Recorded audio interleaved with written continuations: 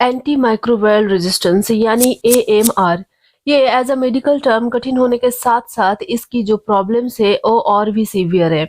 अगर public health की बात करें तो एंटी माइक्रोबियल रेजिस्टेंस पूरे दुनिया भर में धीरे धीरे पैनिक का कारण बन चुका है। ये डर है कि अगले 2 से ढाई दशक के अंदर इसकी वजह से मौत की संख्या इंक्रीज होगी। एंटी माइक्रोबायल मेडिसिन मतलब हम समझते हैं anti fungals, anti virals, anti parasitics. हमारी बॉडी में जर्म्स को खत्म करने के लिए इन मेडिसिन का यूज होता है। लेकिन हमारी बॉडी में अगर एंटी माइक्रोबायल रेजिस्टेंस पैदा हो जाता है तो ये मेडिसिन भी कोई काम नहीं करता। और यही प्रॉब्लम पूरी दुनिया में आज के समय पैनिक का कारण बना हुआ है। हमारे आसपास मेडिकल स्टोर्स पर एंटीबायोटिक मेडिसिन आसानी से पाए जाते हैं और इसके लिए कोई प्रिस्क्रिप्शंस की भी जरूरत नहीं पड़ती। और ऐसे कई बार लोग बीमार पड़ने पर बिना किसी हेल्थ एक्सपर्ट की सलाह के एंटीबायोटिक दवाई लेना शुरू कर देते हैं और हल्का सा ठीक महसूस होते ही मेडिसिन लेना छोड़ देते हैं, जिससे उनकी बॉडी पर नेगेटिव इम्पैक्ट पड़ सकता है। गलत तरीके से एंटीबायोटिक का सेवन करने से या फिर ज्यादा एंटीबायोटिक का इस्तेमाल करने से उन्हें आगे चलकर किसी बड़ी प्रॉब्लम को फेस करना पड़ सकता है, जिसको एंटीबायोटिक रेजिस्टेंस कहा जाता है। तो क्या आप भी एंटीबायोटिक मेडिसिन लेने के आदी होते जा रहे हो? तो सावधान हो जाइए, अपने हेल्थ के साथ खिलवाड़ मत कीजिए।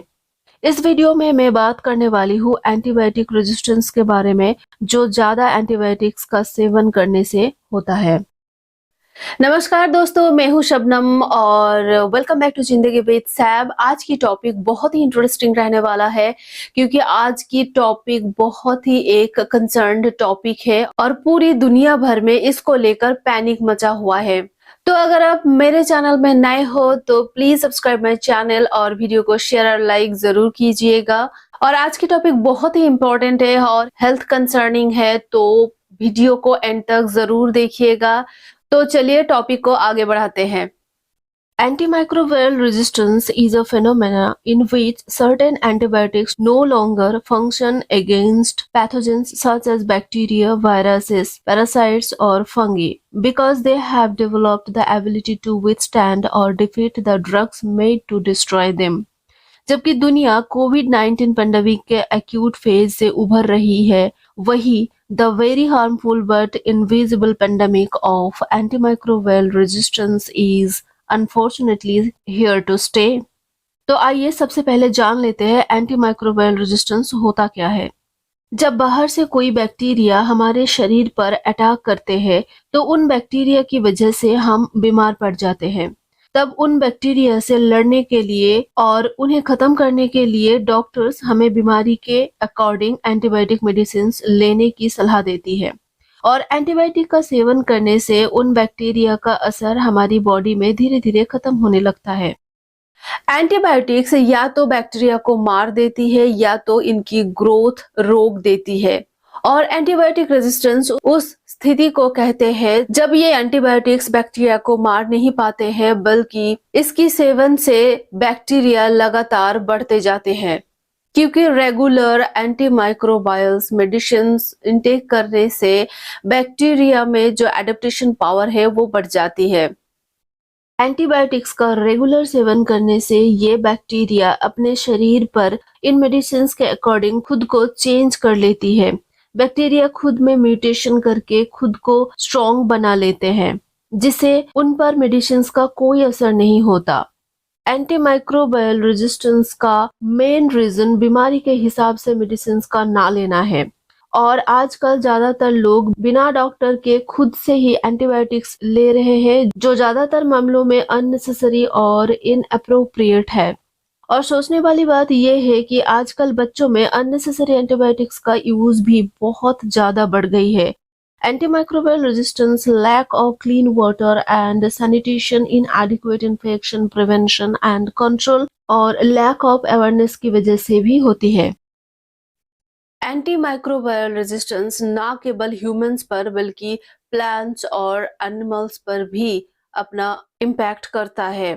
एंटीबायोटिक्स, एंटीफंगल, एंटीपैरासिटिक्स और एंटीवायरल्स जैसे माइक्रोबायल्स का यूज पूरी दुनिया भर में एनिमल्स का हेल्थ, ग्रोथ रेट और प्रोडक्टिविटी इंक्रीज करने के लिए यूज किया जा रहा है।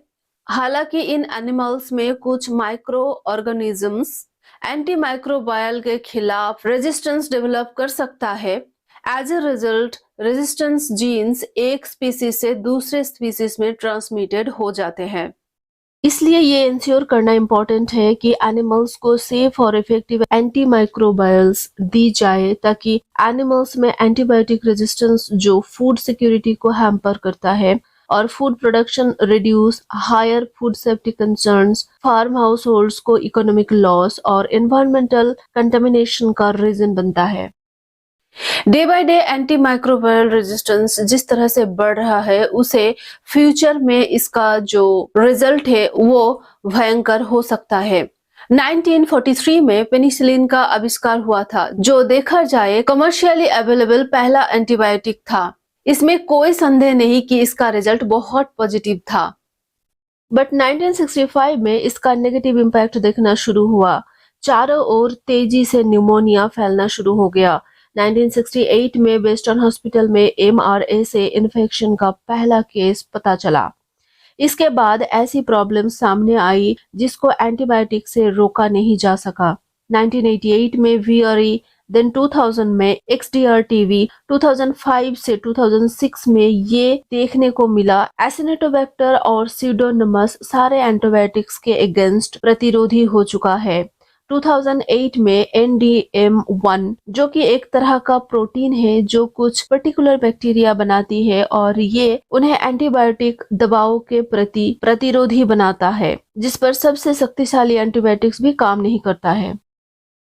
2020 में वेस्टर्न पैसिफिक रीजन में लगभग 4.5 लाख लोगों की anti microbial resistance related infection से डेथ हो गई है और डर ये है कि 2030 तक ये नंबर 5.2 मिलियन तक हो सकती है। एंटी माइक्रोबायल रेजिस्टेंस इन्फेक्शन से जो पीड़ित है वो पेशेंट को बहुत लंबे समय तक हॉस्पिटल में रहना पड़ता है, which can put a strain on healthcare resources। अगर इसकी इकोनॉमिक कॉस्ट की बात करें तो WHO के अनुमान है कि 2030 तक एंटी माइक्रोबायल रेजिस्टेंस की कॉस्ट वेस्टर्न पैसिफिक रीजन में $148 बिलियन होगी।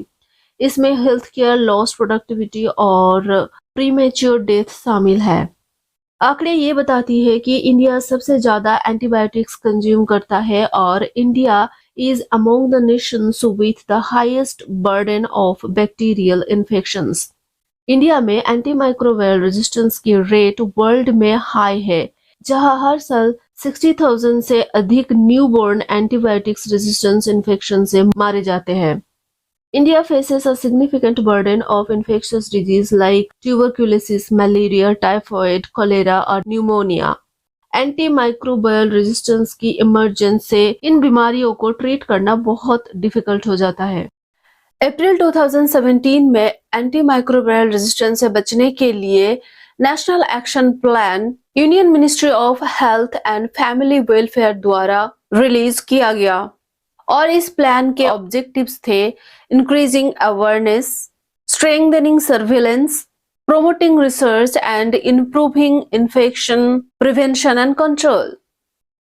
अगर ग्लोबली देखा जाए तो पूरी दुनिया स्पेशली G20 नेशंस एक साथ काम कर रहा है तो develop regional action plan to combat anti microbial resistance.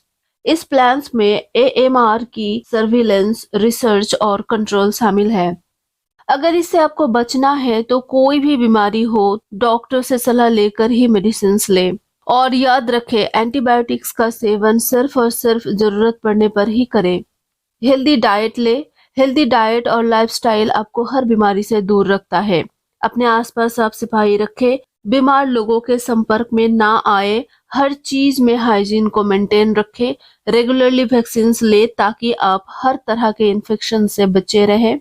Antibiotic दवा से बचने का सबसे अच्छा तरीका है शुरुआत में ही इन्फेक्शन को रोकना। इसके लिए हेल्दी और बैलेंस्ड डाइट ले जो हमारी बॉडी के डिफेंस सिस्टम को मजबूत और एक्टिव बनाए रखने में आपकी मदद करता है। तो गाइज उम्मीद है ये वीडियो आपको पसंद आया हो, ये टॉपिक आपको पसंद आया हो और वीडियो इंफॉर्मेटिव लगा हो। तो इस वीडियो को अपने फ्रेंड्स और फैमिली के साथ जरूर शेयर कीजिएगा ताकि जो खुद से डॉक्टर बनते हैं और ज्यादा से ज्यादा एंटीबायोटिक लेना पसंद करते हैं उन्हें भी एंटी माइक्रोबायल रेजिस्टेंस के बारे में पता चले। और इसका जो कंसर्न है वो पूरी दुनिया भर में इम्पोर्टेंट है, तो एएमआर के बारे में डिटेल में जानना भी बहुत जरूरी है। तो वीडियो पसंद आया है तो वीडियो को लाइक जरूर कीजिएगा। तो गाइज मिलते हैं नेक्स्ट वीडियो में और एक नई टॉपिक के साथ। अपना ध्यान रखिए, खुश रहिए, love yourself end of course stay blessed, stay tuned.